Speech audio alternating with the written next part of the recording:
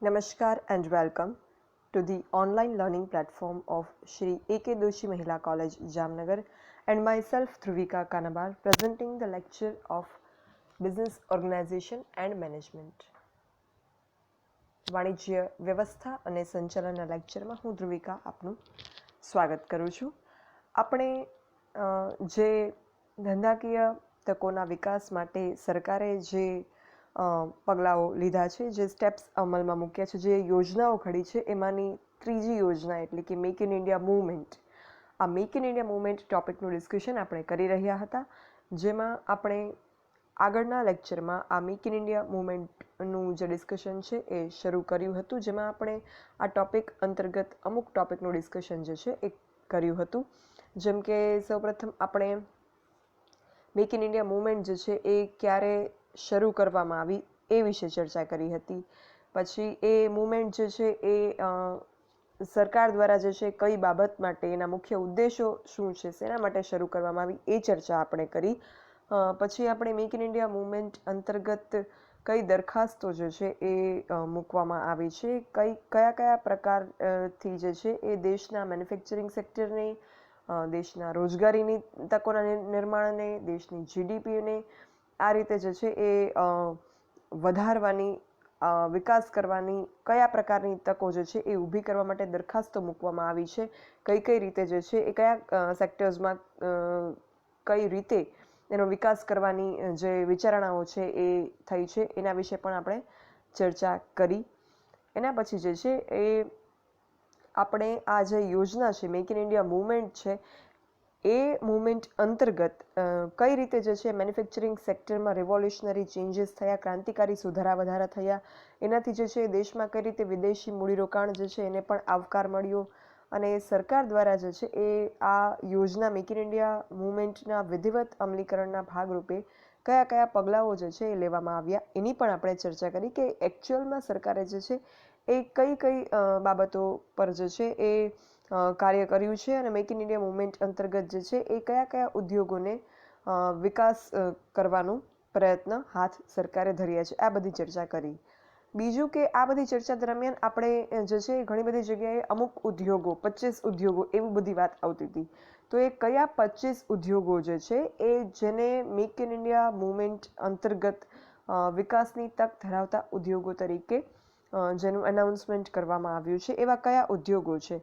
Industries having development opportunities under make in India movement.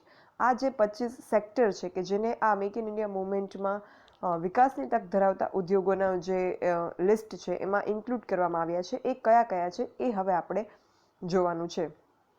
તો અત્યારે આ લેક્ચરમાં જે છે એ આપણે આ 25 ઉદ્યોગો કે જેને મેક ઇન ઇન્ડિયા મૂવમેન્ટ અંતર્ગત વિકાસની તક ધરાવતા ઉદ્યોગો તરીકે જાહેર કરવામાં આવ્યા છે, તો એ કયા ઉદ્યોગ છે, એ ઉદ્યોગોમાં કયા વિકાસ થયા છે, કઈ રીતે એ ઉદ્યોગ જે છે એણે દેશના વિકાસમાં ફાળો આપ્યો છે, ઉદ્યોગનું વિકાસ કયા ક્ષેત્રમાં થયો, એ બધી ચર્ચા આપણે કરીશું.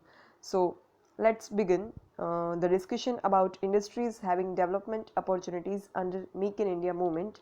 25 sectors are included in this movement. So we shall discuss one by one each sector. First is automobiles. Automobiles એટલે vehicles મેન્યુફેક્ચરિંગના જે ઇન્ડસ્ટ્રી હોય, ઉદ્યોગો હોય એ. તો ઓટોમોબાઈલ્સ સેક્ટરમાં પણ જે છે એ ભારતનું ઓટોમોબાઈલ્સ મેન્યુફેક્ચરિંગમાં ભારતને જે છે એ વિકાસ થાય, ભારતનું સ્થાન આગળ આવે એ માટેના પ્રયત્ન મેક ઇન ઇન્ડિયા મૂવમેન્ટમાં કરવામાં આવ્યા છે, અને એના રિઝલ્ટ સ્વરૂપે ભારતનું વિશ્વમાં ટ્રેક્ટરનું સૌથી વિશાળ ઉત્પાદક ભારત બન્યું છે, ટુ વ્હીલર્સનું બીજા નંબરનું સૌથી વિશાળ ઉત્પાદક ભારત બન્યું છે, અને બસમાં બીજા નંબરનું વિશાળ ઉત્પાદક છે, અને ટ્રકમાં 5મા નંબરનું, કારમાં 6ઠ્ઠા નંબરનું, અને ધંધાદારી વાહનોના ઉત્પાદનમાં વિશ્વનું 8મા નંબરનું સૌથી વિશાળ મેન્યુફેક્ચરર્સ બન્યું છે. તો આજે મેક ઇન ઇન્ડિયા મૂવમેન્ટ અંતર્ગત ઓટોમોબાઈલ ઇન્ડસ્ટ્રીના વિકાસ માટે, ઓટોમોબાઈલ ઇન્ડસ્ટ્રીના સ્મૂધ રનિંગ માટે જે કોઈ યોજનાઓ ઘડવામાં આવી, એના પરિણામ સ્વરૂપે જે છે એ ભારતમાં આ ડિફરન્ટ ટાઈપના જે વ્હીકલ્સ હતા એના મેન્યુફેક્ચરિંગમાં ભારતે જે છે એ આગળ પડતું સ્થાન મેળવ્યું છે. તો ફર્સ્ટ સેક્ટર જે છે એ આ ઓટોમોબાઈલ સેક્ટર. બીજું કે ભારતમાં આ ટ્રેક્ટર, ટુ વ્હીલર્સ, બસ, ટ્રક, કાર અને ધંધાદારી વાહનો આ બધાના મેન્યુફેક્ચરરમાં ભારતનું સ્થાન જે છે એ અગ્રસ્થાન રહ્યું છે. એ સિવાય કાર બજારમાં પણ ભારતનું સ્થાન વિસ્તરી રહ્યું છે અને 2020 સુધીમાં આ બજાર જે છે એ વધી અને વાર્ષિક 60 લાખ કારના મેન્યુફેક્ચરિંગ સુધી પહોંચશે. તો આ રીતે ઓટોમોબાઈલ સેક્ટર જે છે એક બહુ અગત્યનું સેક્ટર છે અને એ સેક્ટરના વિકાસ માટે એ ઓટોમોબાઈલ સેક્ટરના મેન્યુફેક્ચરિંગના ડેવલપમેન્ટ માટે સરકારે જે છે એ મેક ઇન ઇન્ડિયા મૂવમેન્ટમાં યોજનાઓ બનાવી છે અને જેનું પરિણામ સ્વરૂપે અત્યારે આપણે ભારતને ઘણા બધા વ્હીકલ્સમાં અગ્રસ્થાને મેન્યુફેક્ચરિંગમાં જોઈ શકીએ છીએ. સેકન્ડ છે ઓટો કમ્પોનન્ટ્સ. ઓટો કમ્પોનન્ટ્સ એટલે જે ઓટોમોબાઈલ્સ વ્હીકલ્સ બનાવવામાં આવે એ વ્હીકલ્સ જે છે એ ડિફરન્ટ ટાઈપ ઓફ કમ્પોનન્ટ્સનું એક એસેમ્બલિંગ હોય છે. કમ્પોનન્ટ્સ એટલે તત્વો જે ડિફરન્ટ ટાઈપના પાર્ટ્સ, સ્પેર પાર્ટ્સ જેને આપણે કહીએ, તો પાર્ટ્સ જે ડિફરન્ટ ટાઈપના ભેગા મળી અને ઓટોમોબાઈલ વ્હીકલ જે છે એ બનાવે છે.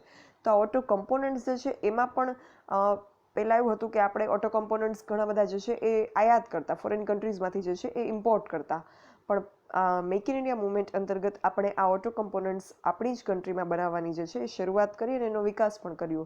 તો આ ઓટો કમ્પોનન્ટ્સ કે જે વ્હીકલ બનાવવામાં જે ડિફરન્ટ ટાઈપના પાર્ટ્સ ની જરૂર પડે છે, તમે અહીંયા જોઈ શકો છો કાર મેન્યુફેક્ચરિંગમાં કેટલા બધા પાર્ટ્સ જે છે એની જરૂર પડે એ અહીંયા તમે કાર મેન્યુફેક્ચરિંગના spare parts, components of car જોઈ શકો છો. તો ઓટો કમ્પોનન્ટ્સમાં પણ જે છે એ આપણા દેશને વિકાસ કરે ને ઇમ્પોર્ટ બહારથી કરવાની જરૂર ના પડે એ પ્રકારની યોજનાઓ મેક ઇન ઇન્ડિયા મૂવમેન્ટ અંતર્ગત કરવામાં આવી હતી.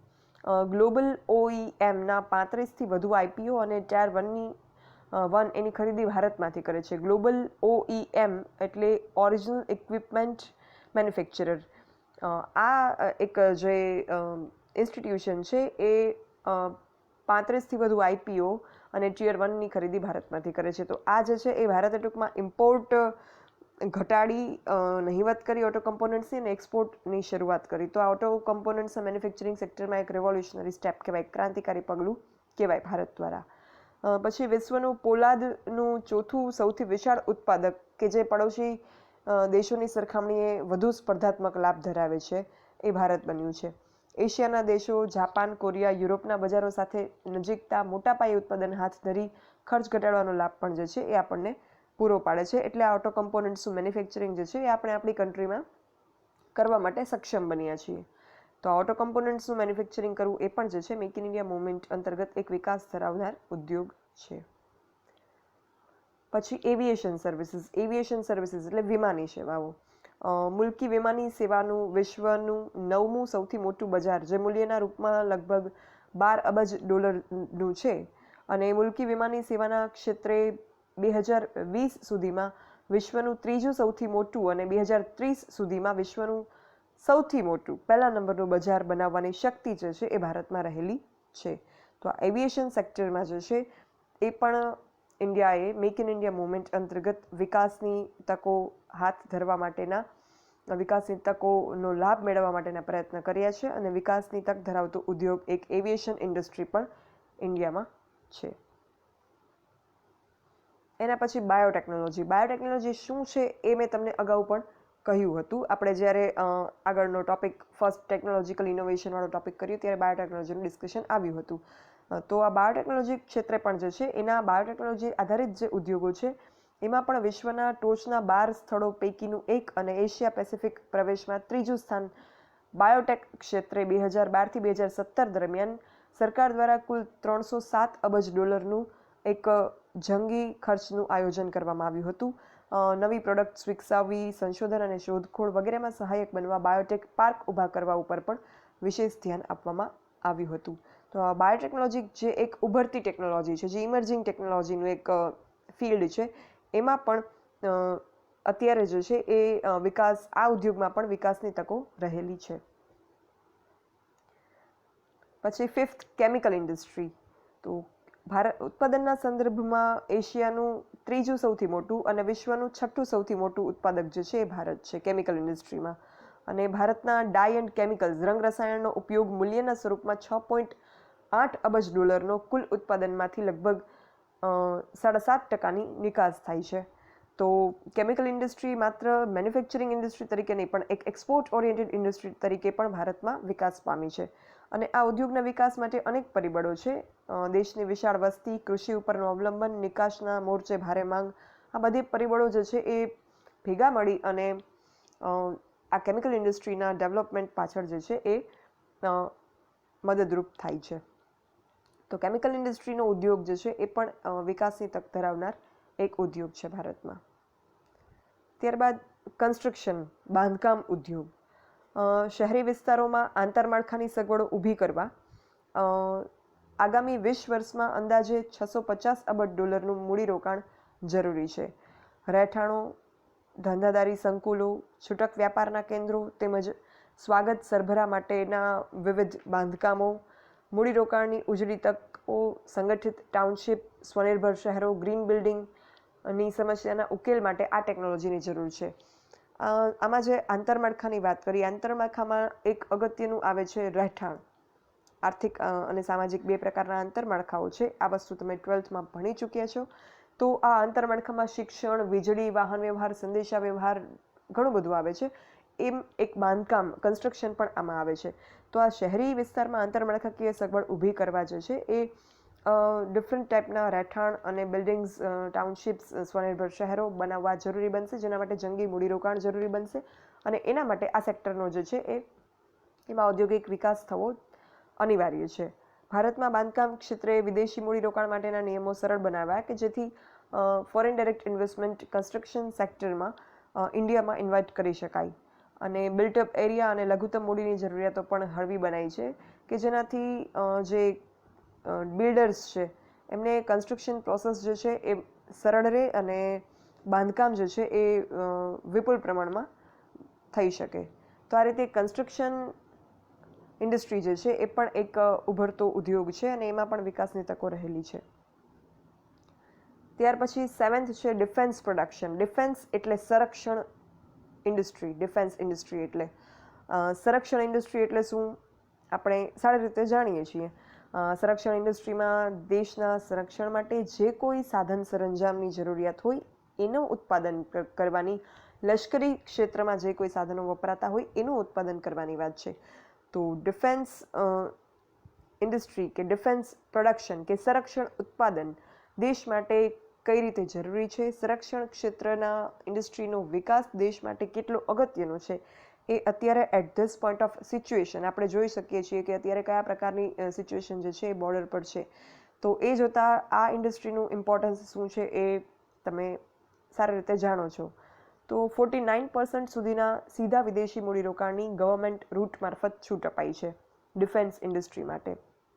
અને એનાથી વધુ મૂડીરોકાણ માટે જો સૂચિત રોકાણથી દેશને અત્યંત અદ્યતન ઉત્કૃષ્ટ ટેકનોલોજીનો લાભ મળવાનો હોય તો કેન્દ્રીય કેબિનેટની સલામતી અને અંગેની સમિતિ દ્વારા મંજૂરી આપી શકાય. એટલે 49% સુધીનો તો ફોરેન ડાયરેક્ટ ઇન્વેસ્ટમેન્ટ જે છે એ ગવર્મેન્ટ રૂટથી આવી શકે છે.